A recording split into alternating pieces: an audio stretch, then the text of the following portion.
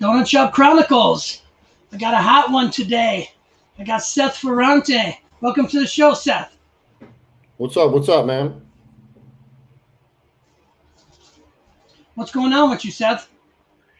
Shit, it's fucking hot in Missouri, man. I'm in Missouri. It's fucking hot, sticky. I feel like I'm in the Riverlands of the Game of Thrones.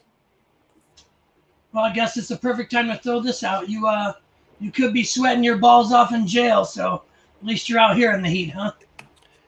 Hey, don't matter wherever I'm at. I'm gonna rise to the top. You know what I'm saying? Oh, definitely rise to the top. Which makes me think of one thing right now. You're a very one of a kind man.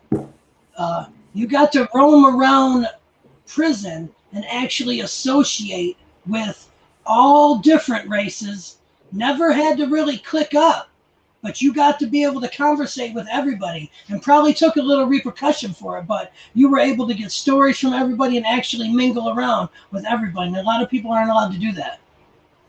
Yeah, I want to tell you something. Touching on that, like halfway through my bid when I was writing, I started writing real heavy. I started writing for Don Diva magazine, Feds magazine, and my own blog, Gorilla Convict, and I started doing the book Street Legends, right? The Street Legends series, and mostly about African American gangsters from the crack era. So, I had like some so-called white boy shot caller, gang members, like Aryan dudes, like, they stepped to me and they're like, what are you doing? You can't be writing about these black dudes, if you're a white dude. And so I told them, I said, you know what, man? I said, you guys bring heroin in, right? And they're like, yeah, yeah. I go, you sell heroin to black dudes, don't you? And they're like, yeah, yeah. I go, well, look, I write books, dog, about black dudes, about African American gangsters. I'm a hip hop dude. This is my hustle. As soon as I told them that, they shut the fuck up. Yeah, So it's like anything, man. It's all how you approach things. It's all how you approach people. It's all how you approach life. You know, if you come at people with a reason and you talk to them the right way, then they're gonna let you be you. definitely. I actually loved a lot of your work, actually. I mean, you got some serious good work out there. Actually, you put a lot of effort into it. You can tell that. You definitely went to school. You definitely have great writing skills. The great skill of telling the story. Your journalism skills are through the roof. What are you working on right now? Um, Really now I'm doing mostly documentary stuff. I got a doc that we actually just picture locked. I'm about to get a final sound mix and a final color grade, and then we're going to do all the marketing materials, and cut a trailer, and we're about to take it to a sales agent and get it in some film markets and try to get it placed. The documentary is called Nightlife, and it's about North St. Louis. I live in St. Louis now. That's where my wife is from. So when I was released from prison 7 years ago, I moved here with her. And in 2015, my editor at Vice, Matt Taylor, who's at the Daily Beast now, he asked me, to look into a story about the heroin trade, in North City, St. Louis, because St. Louis is always in the top five, for murder capital, every year. And most of the murders happen in this place, it's like called the North Side or North City, St. Louis. And so I started investigating, I started researching, I started reaching out to different people I knew, investigating, like the heroin trade, the situation, because there was a lot of indictments, like a lot of big indictments, like, 50 to 100 people indictments, different gangs and stuff involved with heroin. And I kept hearing about this preacher that used to walk the streets. They said this preacher, like he would walk the streets, but he wouldn't like walk the streets like during the day. You would think most, men of the cloth or reverends would. This guy was like walking the streets at night. He would go out like 10 p.m. to 1 a.m. like on, Thursday, Friday, Saturday nights, like in all the hot spots, like when, all the addicts are out, when all the gangbangers, when all the drug dealers, just when all the pimps, all the prostitutes, he like embedded himself, into the street life. He became a part. Um, and when I heard about this dude, I was like, man, I was like, this is crazy. I was like, I gotta meet this dude. I gotta see what he's doing. So, I went him, I met him, and I started going out with him. I started walking with him. First as a journalist. Because I eventually I ended up doing a piece on him for Vice called "Meet the People Who Walk St. Louis's Most Dangerous Streets." And as I was going out and seeing what this dude was doing, I was kind of like, I started forming this opinion. I was like, first I was intrigued by the dude, and I was like, man, like this dude got like big balls, doing what he's doing, So I was kind of intrigued by that. But after I went to see him and I saw how he acted, around all the people out on the street, all the people that have been kind of marginalized, or kicked to the curb, or that society has forgotten about, I kind of saw that. I mean, this dude was like a hero. I mean, this dude was like, he was just like a shining light of humanity, and this guy, his name's the Reverend Kim McCoy. So I told him, I said, look, man, I said, I want to make a film. This was right when I was in the process of making the White Boy film, with Sean Reck and Transition Studios, the one that's on Netflix now, that's been blown up on Netflix since the beginning of April. The documentary that I did about Richard Worshey Jr., aka White Boy Rick. So I was doing this doc with Sean Reck, but it's Sean Reck's problem. It's Sean Reck's project. It's his studio. He's the director. I was just a writer, producer, kind of the access guy, and I was learning from Sean. So I was learning how to make documentaries. So I kind of wanted to make my own documentary. I wanted to run the project, be the director. But at this point, I'd barely been out of prison. Maybe a year, 18 months. And I didn't have any funding. Nobody was going to give me funding, and if you want to make a high production value doc, you need a couple $100,000 at least, to hire the good camera teams and stuff like that. So, and plus, it's a lot of travel involved, flying people here, flying there, so I was looking for, a story that was near to me, that wouldn't involve a lot of funding, something that I could just go out and kind of do, like guerrilla film style. So, I talked to this guy, the Reverend Kim McCoy, and I said, look, man, I said, I want to do this documentary. I want to make a documentary about you. And he was like with it. He was like, yeah, man, let's do it. So, I had been going to like these film meetups, like local film meetings, like indie filmmakers on the local scene. And I'd met, some college kids, that wanted to do stuff, guys that, they had cameras, like they were shooters. And so I recruited 2 or 3 of them. And we just started going out. We started going out with this guy, the Reverend Kim McCoy, and his organization. It's called Nightlife. We started going out with him like every weekend. We'd go out like one day a week, either on a Thursday, Friday, or Saturday night, and we'd go out, into the streets, and we would take footage, and with the Reverend Kim McCoy, what he says, what he's doing, he calls it a ministry of presence, because what he does, he embeds himself into the nightlife, with, like I say, all the people that are out there, the homeless people, the drug addicts, the gangbangers, prostitutes. He just goes out there. So, when you go out in these parts of the city, I mean, you expect to see like, all the above that I just mentioned. But with him, you would expect to see him too, because he was out there all the time. And his main thing was he was a violence interrupter, or he still is. He's a violence interrupter. He's trying to get all the young African American kids and the gangbangers, stop killing each other. That's like his number one priority. Because what he always says is, he says, I love my people more than I'm scared of them. So that's why he goes out in the streets like he does.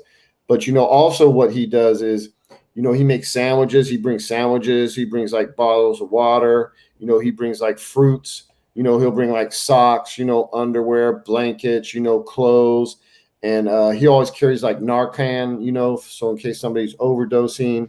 And what he tries to do, he tries to get the homeless people in shelters if they want to go. He tries to get the drug addicts in rehab if they want to go. And he just like makes relationships, man. He builds friendships, and he does like what he says, like, he meets the people where they're at. He's not trying to say, oh, you got to come here. He goes and he meets people where they're at. And he treats them like human beings, because a lot of people in our society,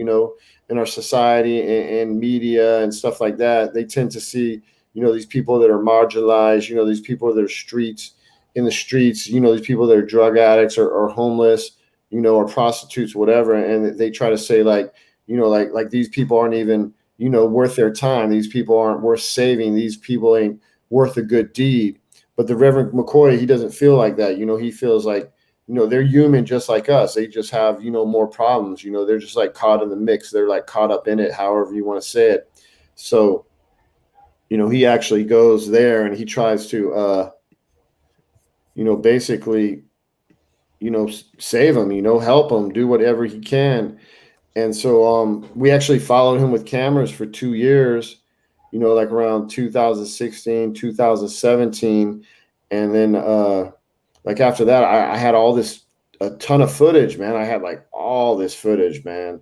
We had so much footage, and it was almost like reality series type footage, because it was like some crazy stuff. We never had anybody like fire directly at us, but like we had tons of footage where like we went in a certain neighborhood and like people are firing guns like up in the air to kind of like warn us, like don't come around here. And we had people like threaten us, turn off the cameras, we're gonna break the cameras, all types of stuff. But the Reverend Kim McCoy was always there, and he knew a lot of the people, so he would smooth out, some of the situations. But yeah, we got to the point that we had all this footage, and I knew I wanted to make a doc, and I had learned from Sean Reck in making White Boy and how to make a doc, but still, I mean, it wasn't an easy task, man. Like we've been building this documentary since basically like 2017, 2018, and we're just now, getting it done. We're getting ready to take it to market. So that's my main project. That's the biggest thing I'm working on right now. And that's going to be like my directorial debut. And it's about, the Reverend Kim McCoy, like, Ferguson was here in St. Louis. I was actually in the halfway house when Ferguson was going on. I just got out of prison. I was in the halfway house. They actually locked us down in the halfway house when the Ferguson riots, jumped off back in, August of 2014. And the Reverend Kim McCoy was like in the Ferguson riots. He was like there every night. And this organization that he formed, Nightlife, kind of formed out of that, because he was like, okay, Ferguson happened, all the riots jumped off, people were protesting against police brutality, systematic oppression and racial injustice and everything like that. And he was like, well, this is all good that we're rioting and protesting, but he's like, what else can I do? As a man of the cloth, as someone, who professes his faith in God, he was like, what can I do? And that's what he came up with, Nightlife. And I just think, man, it's just real admirable, what this dude does. And he's like a hero, not only to his people and to his community, but, he should be held up, as an example of, someone that's doing the right thing. And so that's why, I made this doc. And, it's been a long time coming, man. Sometimes I didn't think it would even finish.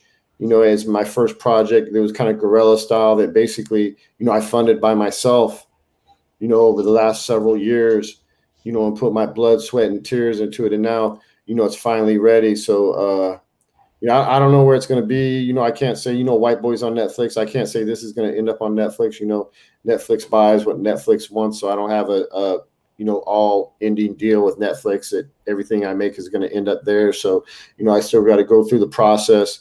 I get a sales agent, and then they got to take it to the market, and then we got to see what's up. But yeah, that's going to be out sooner than later. I don't know exactly when, but hopefully by the end of the year, if not sooner.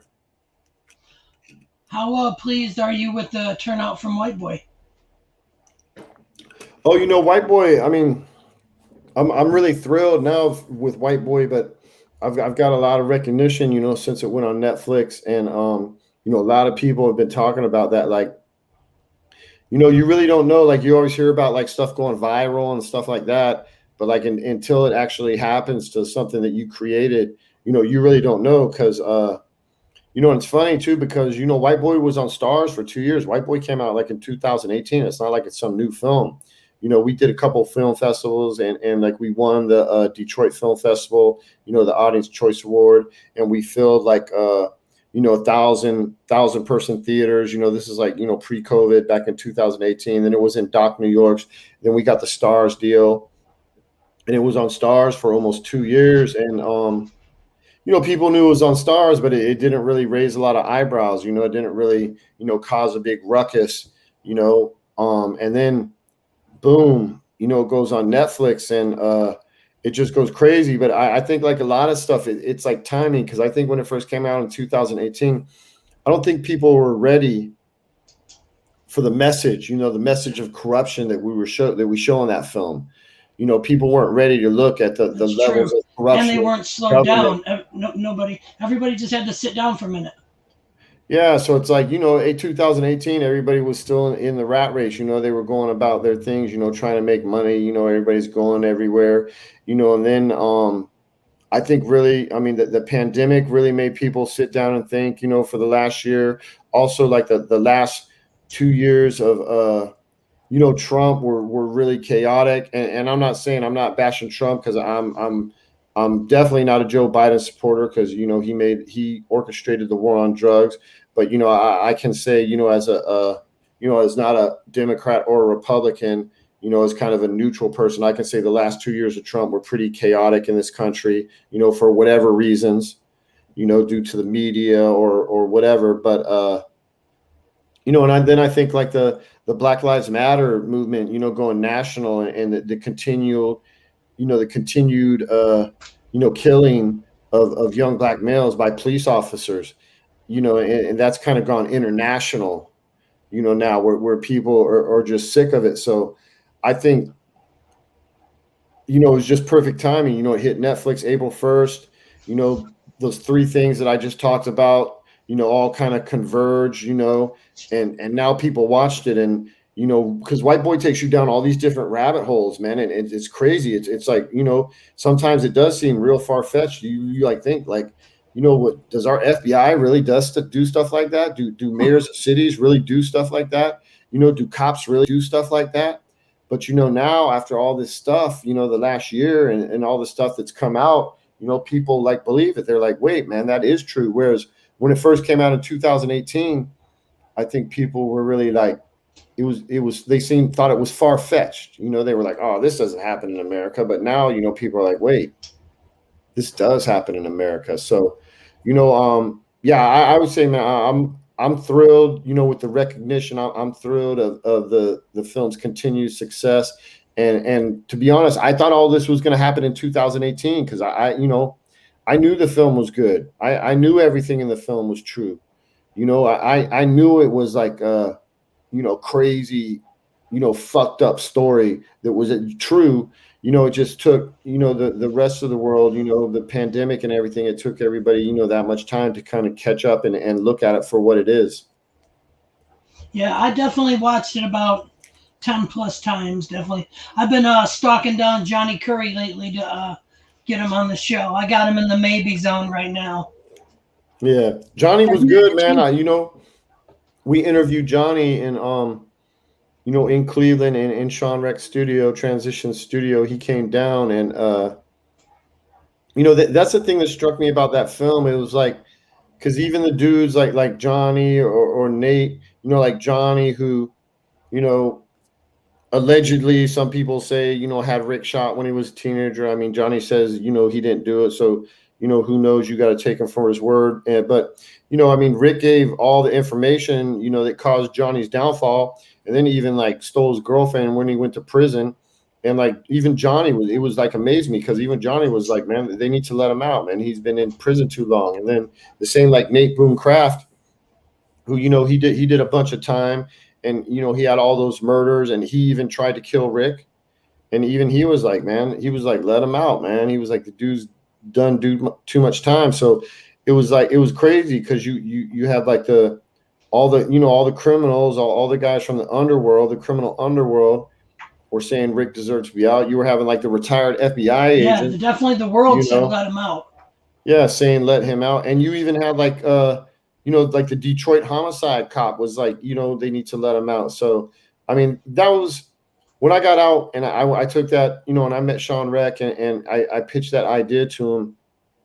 That was, I mean, it was twofold. I've been writing about Rick, since I've been in. I did a big piece for the Fix in 2012. They kind of laid out the whole story, and it went viral. I got like tons of shares, and drew a lot of attention. And then I did some pieces for Vice News and Vice, right before I got out, and when I got out, and you know, that I wanted to get him out. You know, I developed a friendship with Rick, you know, that started like 2005, like through letters, you know, first approaching him because I wanted to do a story about him for my street legend books. And then it turned into like this,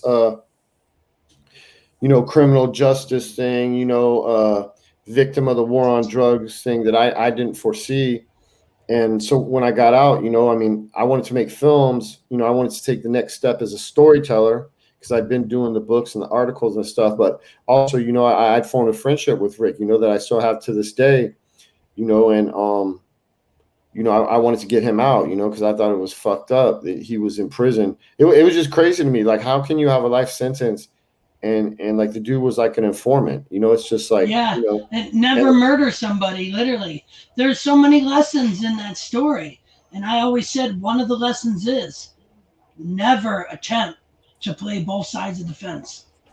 yeah, Never. but it's also, you know, what the biggest thing it shows to me, like, look, you know, I did a lot of prison time. I did multiple decades. You know, I did 21 years, and you know, there was one point where you know I was like, and I had a bunch of people telling me in my case. So you know, there was one point, you know, where I looked at snitches or informants. You know, I didn't look at them favorably. You know, I was like, man, fuck these dudes, whatever. You know, like even the dudes on my case, I was like, man, fuck these dudes.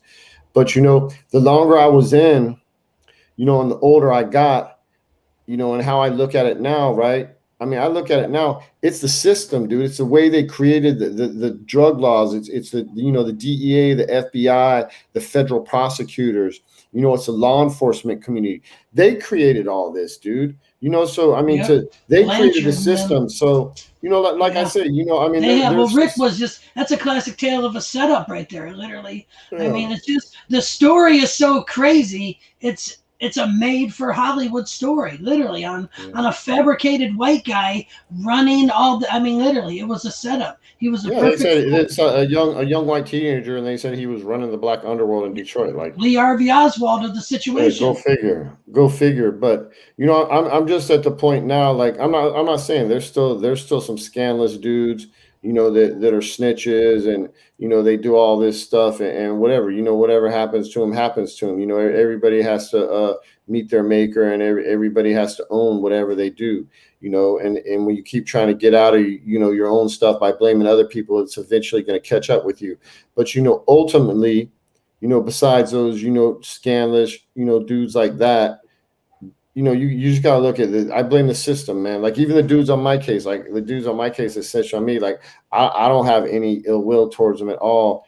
And I talk about this with a lot because I know a lot of hardcore dudes, you know, and like in prison, like they were hardcore dudes, you know, they wouldn't associate with snitches, informants, you know, they would even check those dudes in or punish them.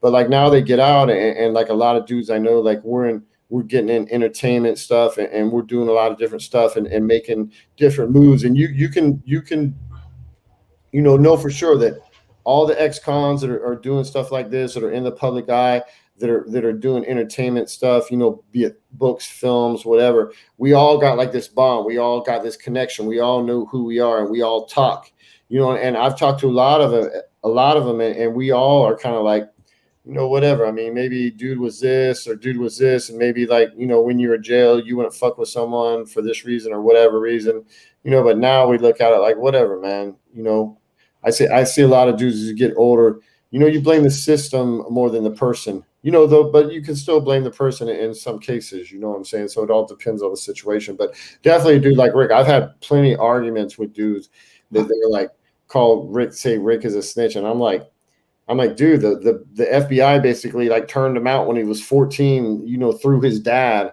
I go, how can you say dude is a snitch? You know what I'm saying? I mean, he was a kid. You know what I'm saying? He was just like playing a Yeah, role. Like he was, it's a crazy yeah. tale. I mean, literally, which brings me to something. And I've thought about with a few people who have, you know what I mean, done a lot of bad things and have told, and you know what I mean, definitely they were out years and years and years before Rick got out. Oh yeah, Definitely. no, definitely. And there's tons of cases where you see in different parts, you know, and I heard about it when I was in the feds where there'd be dudes like they're out, you know, and they're like dudes know they're fucking snitches, right?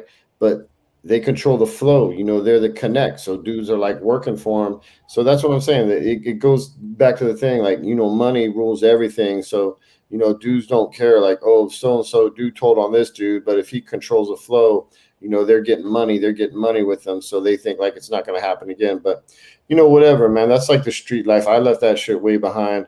I don't even consort with people like that no more. I know a lot of dudes, that were gangsters in their past, but most of the people I fuck with now, I mean, they've moved on. They don't fuck with that type of life anymore. Because really, like you said, there's two routes: death or jail. I mean, it's a losing proposition, and in this day and age, I mean, there's no point in doing anything like that anyhow. I mean, most ex-cons I know, they're basically, they're in the legal. They try to get in the legal marijuana game because, I mean, basically the same thing, and now it's legit. Yeah, that is true. Well, there's a lot of people that got out and definitely are in the dope game. I mean, Freeway, Johnny Curry's in it now. You name them, and they're all got their hands in that pot right now. Definitely. But I mean, hey, it's welcome. There ain't just one landscaping company out there. I Oh mean, yeah, yeah. the more the merrier. Honestly, that's a one war the government lost right there. The war on drugs. Finally, because the last three people fighting that war, the motherfuckers finally died. They lost. War's over, fucker. It's done. Yeah, well, I don't know. Stoners won that war. Joe Finally. Biden's in office, so Because he I needs to see you're work. judging. You're about to Hey, judge the Autoflower Cup, ain't you? yeah, yeah, that's in Seattle in August. Yeah, that's gonna be Yeah, think of awesome. that. Fucking a hot minute ago, you're sitting in a cell, like, damn, I'm gonna get out. Next thing you know, author, white boy Rick, man, boy Seth, it's laying down at your feet now, bro. Yeah, you All just, earned, all earned, but I it's just, laying down at your I feet just, right now for you. yeah, I just work, man. I just keep working. I'm the type of dude. I'm happy when I'm making something, when I'm creating something, when I'm finishing something. That's just the type of person I am. I mean, I enjoy the journey, but most of all, like when I was in prison, that's what I lived for, man. I lived for putting those books out. I lived for writing those articles. That was like my lifeline to the world. That was my lifeline to the Well, you're street. humbled now. Yeah. Oh no, definitely, dude. I mean, even though all the shit that's happened to me, I can look back now and I can say at certain points, I've just been really blessed. Even though, some people think, I spent 21 years in prison and that's fucked up, and I should be angry or this. I'm not really angry. When I was in, I was angry, and I used my anger. I used my anger, you know, to do productive things. I use my anger. I got 3 college degrees in there, including a master's degree. I wrote 8 books. I started a writing career and a journalism career in there. And I set the stage for the future, for when I got out to do what I did now. This was all planned. This was all calculated. It's not like it was luck or I just happenstance or I just fell into this, but at the same time, saying that, you got to work hard, you got to create opportunity for you, but sometimes too, I've been lucky in the regard that people like Sean Reck, from Transition Studios, like, he pulled me there to talk to me about ideas, like, he took a liking to me, he saw my work and he respected that, and he was like, man, let's get something going. I told him I want to make films, and he taught me, he took me under his wing, and he mentored me. And even when I was in prison, my boy Michael Santos, when I was in prison, like probably like 6 years, I met Michael Santos in Fort Dix. And this dude is like literally like a genius. Like everything he does, turns to gold. And this dude, like in prison, kind of took me under his wing, and maybe at that time, I was still trying to be like, want to be tough guy or whatever. And he kind of took me under his wing and he showed me a different way in prison. He's like, you don't got to get your respect, by being violent or being a tough guy or being like this. He's like, there's other ways you can get your respect in here. And he kind of turned me to the path where I started going to the law library more. And I didn't do like legal work per se for like on people's cases, but I started doing like more like administrative remedy stuff, like, in the institution. Like if someone was trying to get a transfer closer to home, if somebody was trying to get an educational transfer, if someone was trying to get a transfer to some place where they could get, involved in a certain program, or if like staff had violated somebody's rights, like in the institution, I started doing legal work like that. And really, that's how, I was taking the college classes. I was doing like legal work like that, and I was playing sports and working out, and that's kind of what I did. That's how I kind of developed my reputation, inside.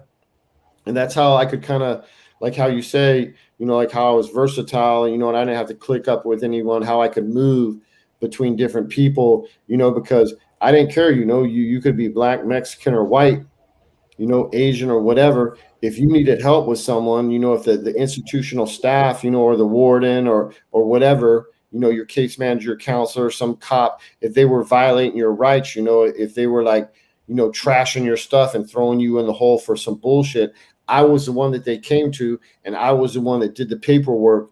And not to say I didn't win everything that I filed, but I won a lot of shit. I got a lot of dudes good time back. I got a lot of dudes their visit back. I got a lot of dudes their commissary back, and I got a lot of dudes their phone time back. So that's kind of like the reputation I had in there, and that's why I could move in all these different circles, because I made myself a resource, that would help people and really help the whole prison community. So that's kind of how I got a reputation, and that reputation doing that also helped me in my writing, because then when I decided, I wanted to write books and I want to start doing these gangster stories and these criminal stories, I already had a reputation for helping people out, with institutional stuff. So then, it was easy for me to just go to dudes and tell them, a lot of dudes I went to, they didn't want me to write their story, and if they didn't want me to write their story, I had to respect that, but a lot of dudes I went to, they wanted me to tell their story. A lot of dudes would even like search me out. It got to the point towards the end of my bid, in the late 2000, 2005 to 2015, my last 10 years, where so many dudes were coming to me, wanting me to write their story, that I had to, I like had set like a criteria. Like I would tell dudes would come to me and say, oh, I'm from such and such a town. I was the biggest, coke dealer or whatever. And I'd be like, well, how many articles are on there on your case? Like in the newspapers. And they'd be like, oh, there's like 10 articles. And I'd be like, look, dude, I only write about people that got like 50 articles or more. So I had to like set a criteria, because like so many dudes were coming at me, you know what I'm saying? So I had to like set a Man, it's criteria. getting big. You got big Yeah, I quick. had to set, yeah. And dude, I'm telling you, it got to the point like my last 10 years where still like in the feds today, dude. I'm not gonna say the state, because the state's a different animal, and I never did state time. But in the feds, I could pretty much go anywhere in the feds today. Like if I got locked up, especially on the East Coast, and I can walk on any compound and motherfuckers are gonna know who I am. You know what I'm saying? Because it's a small system, man. Even at its height, there was only like a couple 100,000 people in the federal system. You know, and like my books, like the Street Legends series and Prison Stories, and the Supreme Team books, like in prison, like those books are like so popular. Like it's like when you see one, it's like all earmarked, and Worn out like as a worn motherfucker. out. Yeah, because like fucking 100 people Like the have Donald Goines book. read it. Yeah, dude, that's how my books are in there. And it kind of sucks. I mean, I'm proud of that on one angle, but it kind of sucks for me too, because a lot of people have read my book and that I've only been paid for one book. So, in that regard, it sucks, like monetary wise, but at the same, I got that respect, from the penitentiary out. You know what I'm saying? And where you can't really get that, man. It's hard to get that. Like my work radiated, from inside the belly of the beast out to the world. Because I tell people all the time, like, I was writing for my peers. I was writing for the people in prison. I wasn't writing for the world. I wanted the world to like my work. I wanted the world to, accept my work. I wanted that recognition. But in reality, I was writing for the people around me. I was writing for my peers. And really, anybody that's been in prison, they know like prisoners are the hardest fucking audience, to win over. So once I won over, the people in prison, I knew coming out to the world, not I'm not going to say that it's easy, because, I mean, I've been out 7 years now. I've had my ups and downs. I'm not where I want to be yet, but I'm getting there, like, one step at a time, so you know I just feel, man, like if you can reach the hardest audience, then coming out here, it's a lot easier. And now I'm in the position, where I got nightlife coming out. I got Definitely. other That's a good stuff I'm way. working on.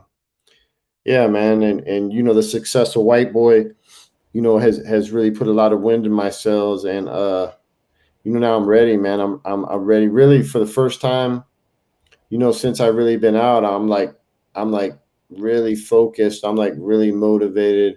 I'm like really confident, and I'm just ready, to do what I got to do, to get to be where I want to be. Give us what's one story that you passed up on? A major jailhouse story that you had to be like, I'm not gonna write this one. And maybe you thought a little later, maybe I should have wrote that one, but can you tell us one story you're like, I'm not gonna touch that one? I don't know if it's a specific story, but I mean, in general, you know, I try to write like within the code, like the criminal code. So I don't think I'm like an exploitive journalist. Like a lot of journalists like in the mainstream media, like I mean, they write some crazy stuff. They just basically like write what the prosecutors say. It's like really speculative. I would never write anything to like that would put a case on somebody. You know what I'm saying? So when I say I wrote within the code, I would say what the court records say, and I would say what the newspapers say, but I would say they said it. I wouldn't say it. I would say like, the Washington Times said this, the New York Times said this, court documents say that. That's how I write. I put the whole story out there, but then, I would put what dudes on the yard say. I would put what their homeboy said. And a lot of times I would talk to the dudes themselves. I would try to humanize them because I know, it was done to me, what the feds, all the stuff they put Yeah, in my court I read case. all them paper Yeah, articles. it was a lot of bullshit, like they said like I was this, like I'm the John Gotti of the suburbs or something, when in reality, for a teenager, yeah, I was doing big things because I was only like 17, 18, and 19, but in the big scheme of things, I was like a little drug dealer, and they made me out like I was this, big drug kingpin. I wasn't anywhere near a drug kingpin. Pablo Escobar was a drug kingpin. Yeah. Manuel Noriega was a drug kingpin. Seth Ferrante was not a drug kingpin, even though they put it out there in the papers and stuff like I was this big No, drug just a guy kingpin. with a bunch of Jordans.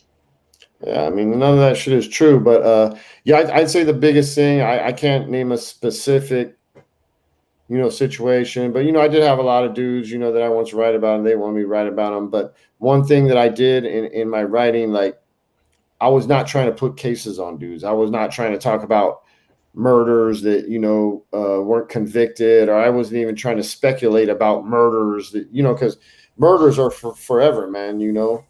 I mean, people are dead, and they can charge people with that forever. So I was never trying to put, that's one thing I try to do in my writing. I never tried to put a case on somebody, which I can say a lot of mainstream journalists, or in the papers today, or even like the local newspapers, like, I mean, they just, the cops and law enforcement speculate like, oh, so and so might have done this, and then the papers just like run with it, and it's like, it's supposed to be, I did see you kept your innocent. distance on mafia stories, though.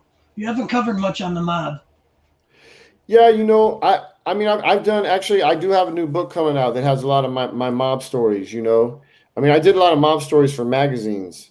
Not so much my book. I was locked up a lot with those dudes, but this is why I didn't write about a lot of mafia stuff. Is because there was already a lot of books out there, dude. I like to do stuff on the cutting edge. I'm a trendsetter. So when I started writing about the the drug lords, like the hip hop guys, the guys from Queens and stuff. I wrote about those guys, because there wasn't a lot of books about them. And this is how I did it. Like, look, when I first got in prison, first thing I did was I read a bunch of prison books. So I read all the prison classics, George Jackson Soledad Brother, Jack Henry Abbott, In the Belly of the Beast, Mamu Abdul Jamal, Life from Death Row. I read all these books, to basically, educate myself about prison. And then I found out, I wasn't in the early '90s, and there was like a bunch of Colombians, there was a bunch of mafia dudes. So I would like write my mom or call my mom and be like, man, give me this book, because like these dudes would be like right on the block with me. I was locked up with a lot of famous mafiosos. So, I read all the books about them. You know what I'm saying? They had the books out about them. But then, like in the mid '90s, when gangster rap was really big, and all these hip hop artists, they were like dropping the names of the guys, that were from their block or from their hood. And I used to play basketball. So sometimes I'd be like the only white dude playing basketball, running with all the black dudes. I'd be the only white dude out there. And so I would go like in the BET rooms, or the MTV rap rooms, because I was a hip hop dude anyhow. Like NWA is like one of my favorite bands. When they first came out, I love all the early hip hop from the late '80s, and I would go in there, and I would hear these raps, and I would hear them talking about these dudes. And then the dudes in the TV room, they would do the jailhouse talk, like the type of stuff you can only hear in jail. And they tell the stories about these guys, like maybe they were from their hood, their homeboys or whatever. And then they'd be like, "Oh yeah, well that dude's over in like C block," and I'd be like, "What?" So then I call my mom and I'd be like, "Oh man, there's this dude in here, name, whatever. You could say like Supreme, Kenneth Supreme or Griff." I'd be like, try to find a book on him, man. This dude's like a legendary dude, 50 Cent's rapping about him. All the dudes in here are talking about him. All the dudes from New York are talking about him. There's like this big mythology about him, and I would tell my mom, like, man, find a book on this guy. And she, I'd call her a couple days later and she'd be like, there's no books on that guy. So that's when, that's how I got the idea. I was like, you know what? I'm going to write the books, because I wrote the books. I wrote the books that I wanted to read, so that's why I really never wrote about the mafia dudes, because they already had the books, dude, so I was like, what can I add to that story? You know what I'm saying? It's already done. But not to say, since that time, even when I was I got a book coming out. It'll probably come out by the end of the year, but what it is, it's a collection of like a lot of my articles, and I wrote a lot of mob articles for like UK magazines and like Australian magazines, and I've done a few for like Penthouse, So what I actually did is I kind of took all my mob articles, all my mafia related stuff, and I put it in this compiled in this new book that's actually it's being laid out now, and it's going to be out by the end of the year. It's gonna be awesome. Yeah, so you're going to be able to see my mafia stuff. Yeah, because a lot of that stuff, it was done for overseas. So a lot of people over here have never seen it, because it was just like magazines over there. And, I mean, you could probably get them if you wanted to, but, it's not like they were readily accessible. Yeah, but that's the reason why I never wrote about a lot of mafia dudes, because I like to be on the cutting edge, man. I like to do stuff, that people haven't done before. And like I say, I'm the type of person, anything that I make or that I create it or I make it because it's something that I would like to watch. Even like White Boy, like you can say White Boy is like a true crime film, but it's also like, kind of like a wrongful conviction film. It's also about, law enforcement corruption. So, I mean, if you think about it, I mean, there's not a lot of docs that you can compare to White Boy. I mean, what are you going to compare it to? I mean, it falls in that true crime genre, No, making a murder and stuff like like that. An urban legend too, man. It's Yeah, especially me being from Detroit. It's whoo-wee. But I mean, White Boy's gangster, dude. It's like a gangster movie, but at the same time, it's not a gangster movie. You see what I'm saying? Oh yeah. So, yeah. So that's I like to do stuff, that I like to do stuff that's like, new and fresh, like on the cutting edge. So, that's why I think like this nightlife film I did, it touches a lot of really important issues and issues that have been plaguing our country. Acid related, LSD related, any documentary, anything? Yeah, no, I got another doc in production that I shot some before COVID, the pandemic, and I'm going back into production in July. Right now, I'm calling it the secret history of the LSD trade. And what it does, it goes all the way back to the '60s. And it looks like when I think it was the cops. And then finally, when he rolls over, he says the police come to him and say, "Why did you keep saying we killed Paul?" And he's like, "Well, I mean, I knew I was being taped probably, and so I just kept. That's what I just had on repeat." Yeah, I always believe that they just say that. "Oh, we're not into drugs," because they know the police are listening, and they're evidently dumb enough to think that they believe it.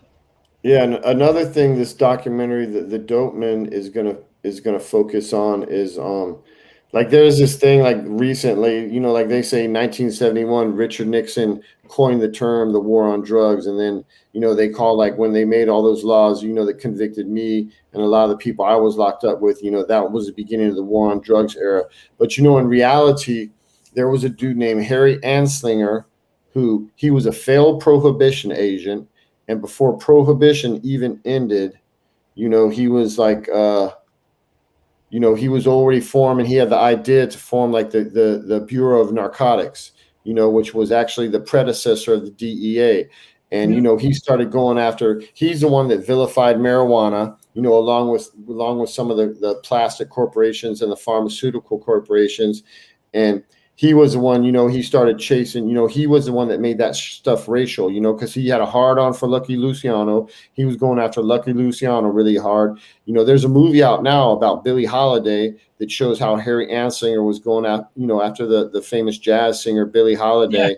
And he was the one, that made it seem, he was basically like a fucking racist motherfucker who fucking, painted like blacks and Mexicans, as like lazy, dope users or weed users, and they're going to rape white women. And he spread like a lot of the fallacies that still exist today, and perpetrated the war on drugs. So this film Dope Man is also going to focus on him, and it's going to show, how he started all these lies, which finally we're coming out of with the cannabis stuff. We're finally, but it's been like 100 years, man, that this dude established where people have been persecuted, for something that's actually beneficial to you and can help you and is way better for you than all the pharmaceutical pills that they're trying to, shove down me. So that tells you right there what's more dangerous.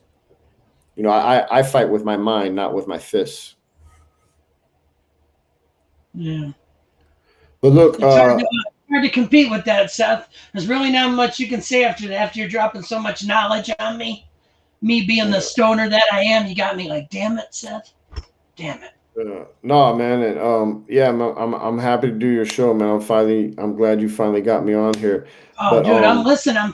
I've been a fan forever, bro. I mean, honestly, no, no, I don't I just write appreciate it, I man. don't write anybody in jail. I just don't write anybody, man. No, I appreciate it, You're, bro. you're a guerrilla convict. I see, like, man, I saw something in you since the first time I saw and read something. I was like, man, this guy No, I is I something. appreciate it, dude. Look, like you, there's been a lot of dudes that have been following me for a long time, man. And look, I'm extremely grateful. I'm extremely appreciative. I mean, when you're an artist or when you're creative, I mean, that's We're why you grateful do you're stuff, here now. Yeah, you do stuff because you want people to recognize your work. I want that recognition. I want that acceptance. So, thank you. No, But thank you for coming on tonight, Seth. We're glad, man. You're home. Everybody's glad. Everybody loves your work. You're gonna be putting out way more stuff, dude. We're glad. We just hope you stay here forever, man. Thanks for coming hey, on tonight, yeah, Seth. You have a good night, man. Thank you. I'm gonna keep working, bro. Look, be safe and definitely let me know when this up, man, so I can share it. I will. Thanks, Seth. All right, peace.